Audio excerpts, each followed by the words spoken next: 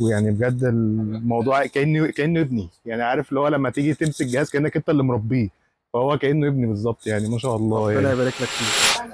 النهارده شرفنا ونورنا استاذ محمود في فرع المؤسسه الفرنسيه للكمبيوتر علشان يجمع جهازه الشخصي. في البدايه بنقول له نورتنا.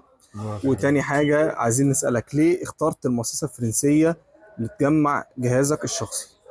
بصراحة المؤسسة الفرنسية هي سمعة والمكان هنا ما شاء الله يعني. مفيش مرة جيت هنا وكان في حد مثلا اختار لي حاجة غلط أو عمل لي حاجة غلط، بالعكس الاستاف هنا على أعلى مستوى.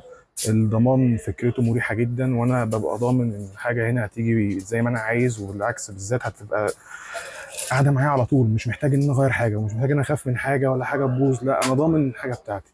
فبصراحة المؤسسة الفرنسية سمعتها سابقاها بصراحة يعني.